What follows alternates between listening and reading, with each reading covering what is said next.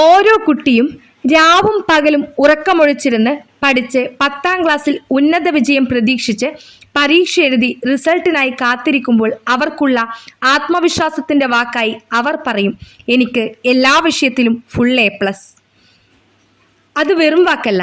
ഇവിടെ 10ാം ക്ലാസ് ഉത്തരക്കടലാസ് വിലയിരുത്തിയ ടീച്ചർ കടന്നപ്പള്ളിയിലുള്ള ധ്യാൻ കൃഷ്ണ എന്ന കുട്ടിയോട് കാണിച്ച ഈ നെറികേട് വിളിച്ചു പറഞ്ഞില്ലെങ്കിൽ നാളെ ഓരോ കുട്ടിയുടെയും ആത്മവിശ്വാസത്തെ നാം ചോദ്യം ചെയ്യും. എല്ലാ വിഷയത്തിലും ഫുൾ A+ എന്ന് അവൻ പറയുന്നു. ബയോളജി എന്ന വിഷയത്തിൽ ഒരു ഉത്തരം പോലും എൻ്റേത് തെറ്റിയിട്ടില്ലമ്മേ എന്ന് അവൻ ഉറച്ചു പറഞ്ഞപ്പോൾ റിവാലേഷന് കൊടുക്കുന്നു. റിസൾട്ട് ഫുൾ A+ ആയി.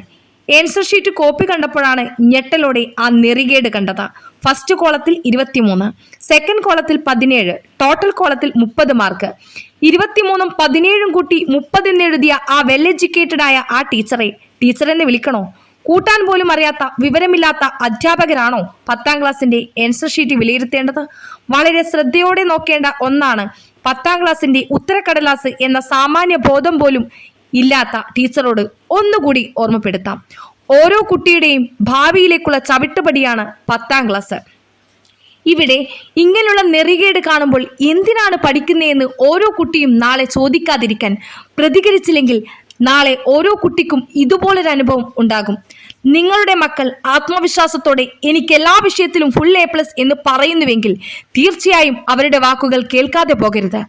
നീ നന്നായി എഴുതാത്തത് കൊണ്ടും പഠിക്കാത്തത് കൊണ്ടും നിനക്ക് മാർക്ക് കുറഞ്ഞു പോയെന്ന് പറഞ്ഞ് അവരെ പഴിക്കുമ്പോൾ ശ്രദ്ധിക്കുക. ഇവിടെ ഫുൾ A+ കിട്ടേണ്ട കുട്ടിക്ക് 9 A+ഉം 1 Aയും ആകുമ്പോൾ മുഴുവൻ വിഷയത്തിലും A+ വാങ്ങിയ കുട്ടികളെ അനുമോദിക്കുമ്പോൾ അർഹിക്കുന്ന മറ്റൊരു കുട്ടിയുടെ കണ്ണ് ആ കാഴ്ച കണ്ട് നിറയുന്നുവെങ്കിൽ അത് അവൻ്റെ ആത്മവിശ്വാസത്തിൻ്റെ കണ്ണുനീരാണ്. കാരണം അവനറിയാം അവന് ഫുൾ A+ ആണെന്ന്. ബയോളജി എന്ന വിഷയത്തിൽ 40ൽ 40 മാർക്ക് വാങ്ങി ഒരു ഉത്തരം പോലും തെറ്റില്ലാത്ത കുട്ടിക്ക് A എന്ന ഗ്രേഡ് നൽകിയ ആ ടീച്ചറുടെ ശ്രദ്ധയില്ലായ്മയ്ക്കെതിരെ കൃത്യമായ നടപടിയെടുക്കുമെന്ന ആത്മവിശ്വാസത്തിൽ ഈ വീഡിയോ ചെയ്യുന്നു. മാക്സിമം ഷെയർ ചെയ്യുക.